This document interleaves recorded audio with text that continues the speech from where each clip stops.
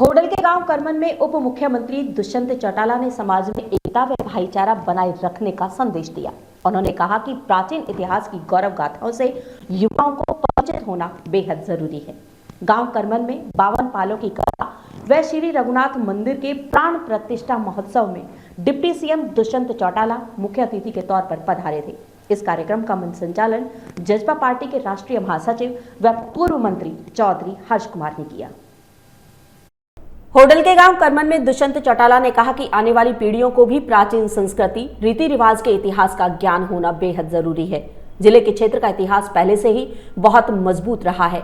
अंग्रेजी व मुगल हुकूमत के दौरान से ही सभी पाल आपसी भाईचारे की एकता और अखंडता का लोहा मनवाते आ रहे हैं। उप मुख्यमंत्री दुष्यंत चौटाला रविवार को उपमंडल होडल के गांव करमन में नवनिर्मित श्री रघुनाथ मंदिर के प्राण प्रतिष्ठा महोत्सव के अवसर पर रामकथा वसंत समागम में आयोजित 52 पाल भंडारा हार्दिक अभिनंदन समारोह में बतौर मुख्य अतिथि पधार कर जन समूह को संबोधित कर रहे थे। उन्होंने करमन निवासी दीपचंद समेत सभी पालों द्वारा भाईचारे को अखंड बनाने के उद्देश्य से लेकर आयोजित किए गए इस कार्यक्रम के लिए सभी का आभार प्रकट किया। कार्यक्रम का संचालन पूर्व मंत्री चौधरी हर्ष कुमार ने किया। उन्होंने आए हुए सभी अतिथियों का स्वागत किया। उन्होंने कहा कि इस प्रकार के आयोजन से समाज में एकता को बढ़ावा मिलता है। ऐसे आयोजन समय समय पर होते रहने चाहिए जो युवा पीढ़ी के लिए एकता की मिसाल बने। उन्होंने सामाजिक तौर पर इस प्रकार के आयोजनों को और आगे बढ़ाने का आह्वान किया। युवाओं के हृदय में आपसी भाईचारा कायम रहे, इसके लिए उन्होंने सभी बुजुर्गों से आह्वान किया कि वे अपने इतिहास में किए गए संघर्ष और बलिदान की गौरव गाथा को संकल्प के तौर पर लेकर चलें और आगे आने वाली पीढ़ियों को इससे परिचित करवाएं। बुजुर्ग युवा पीढ़ी के लिए प्रेरणा स्रोत बनकर उनका मार्गदर्शन करें। उन्होंने दीपचंद के द्वारा इस मंदिर के निर्माण पर उनका धन्यवाद किया। उनके द्वारा स्थापित की गई अपने माता पिता की प्रतिमा से समाज के युवाओं को मातृ व पितृ प्रेम का निश्चित रूप से संदेश पहुंचेगा।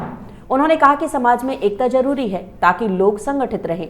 मंच का संचालन कर रहे पूर्व मंत्री चौधरी हर्ष कुमार मंच के माध्यम से इस कथा में पहुंचे सभी लोगों का और सभी पार्टियों के नेताओं का धन्यवाद करते हुए कहा कि इस तरह के आयोजन हमारे भाईचारे को मजबूत करते हैं और इस तरह के आयोजनों में सभी पार्टियों के नेता भी बढ़ चढ़कर हिस्सा लेते हैं, जिससे भाईचारा और भी मजबूत बनता है।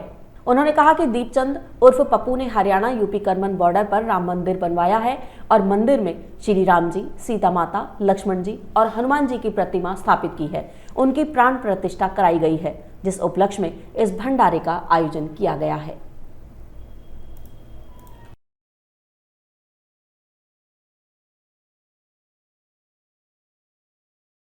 जी, मेरे बहुत ही प्रिय हरियाणा के उप मुख्यमंत्री आदरणीय चौधरी दुष्यंत चौटाला जी, आदरणीय विधायक नागर साहब, आदरणीय जगदीश नायर जी, हमारे शायद अभी प्रसाद पा रहे होंगे चौधरी करण सिंह, इनके नाम के जो पीछे हैं वह लेने में बड़ो जोर पर है।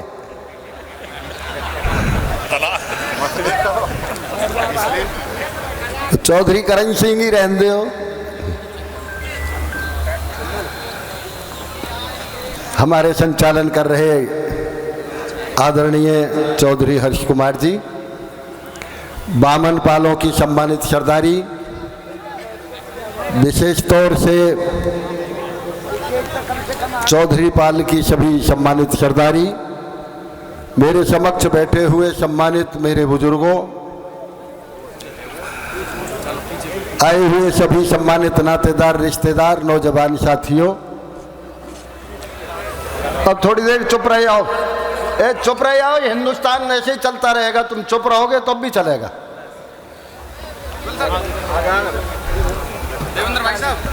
आज परम सौभाग्य का दिन है। आयोजन तो बहुत होते रहते हैं। अभी 52 पालों के अनेक आयोजन शुद्ध देसी घी में बल्लभगढ़ से लेके, मर्रौनी से लेके, बंचारी से लेके यहाँ भी उत्तर प्रदेश में भी देसी घी में ही बामन पालों के आयोजन हताने से लेके इन पालों में होते रहे, लेकिन आज पहली बार दोनों प्रदेशों की सीमा पे जो आयोजन हुआ है, ये बेमिसाल आयोजन, इसके लिए मैं भाई दीपचंद और सोरोतपाल को हृदय से बहुत बहुत बधाई देता हूं।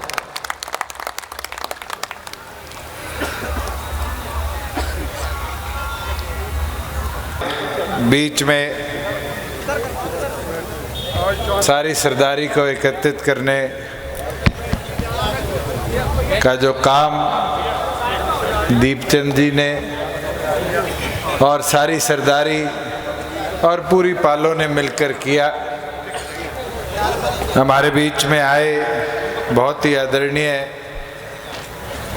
चौधरी लक्ष्मी नारायण जी, मंच पर बैठे राजेश जी, विपुल जी, अलग अलग पालों की आई सरदारी और राजस्थान, हरियाणा, उत्तर प्रदेश के अलग अलग कोणों से आज हमारे इस भाईचारे को, एकता को और अखंड बनाने के लिए मौजूद बुजुर्ग युवा साथी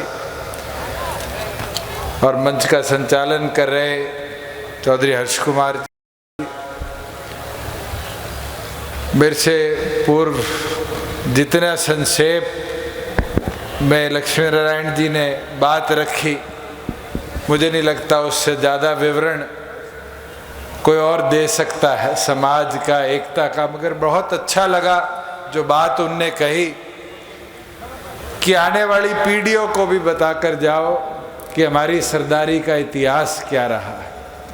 नरदेव ने भी अपनी बात में बड़ा अच्छी तरीके से गा के बताया।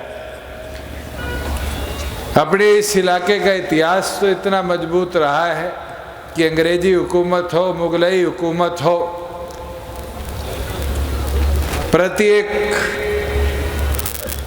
उस समय में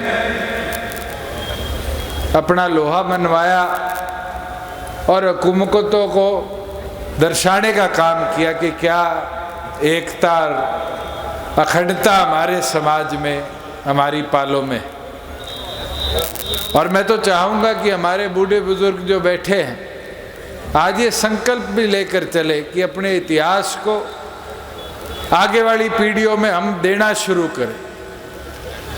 कंप्यूटर तो आगे, मगर कहीं ना कहीं हमारा इतिहास उसमें हम छापना भूल गए। आज दीपचंद जी ने यहाँ मंदिर का निर्माण किया, अपने माता जी की, पिताजी की मूर्ति की स्थापना करी। ये तो एक हवन में छोटी आहुति है उस इतिहास को बचाने की, मगर जो हमारी ताकत रही है उनको जब तक हम इसके साथ जोड़ेंगे नहीं तो आने वाली पीढ़ियों को उस संघर्ष का, उस बलिदान का ब्यौरा नहीं दे पाएंगे, बता नहीं पाएंगे और भविष्य के लिए सिखा नहीं पाएंगे। मैं तो हमारी बावन पाल का आभार प्रकट करता हूँ कि जो एकता, मेरे को तो चौथे पांचवें ऐसे सामाजिक आयोजन में आने का मौका मिला, अलग अलग जगह जहाँ भी हमारे पालों के प्रोग्राम हो, मगर ये जो एकता है ये बड़ी ज़रूरी है। राजनीतिक पार्टियां जरूर राजनीतिक व्यक्ति बना सकती है, मगर समाज जो है वो हमारे समाज की एकता को और हमारे भविष्य को सुरक्षित रख सकता है। और मुझे ये जो आज कार्य किया सामाजिक तौर पर, हमें मिलकर इसको और आगे ले जाना चाहिए, क्योंकि आगे 1 बजे की मेरी भी एक सभा थी सूरज कुंड के अंदर। आते आते आपके बीच में भी देरी होगी, मैं सभा भी चाहूँगा, मगर मैं दीपचंद जी का आभार प्रकट करूँगा कि उनने आप सबको आज यहाँ आमंत्रित कर हमारी 52 पालों की एकता को यहाँ दर्शाने का काम किया। बहुत बहुत धन्यवाद।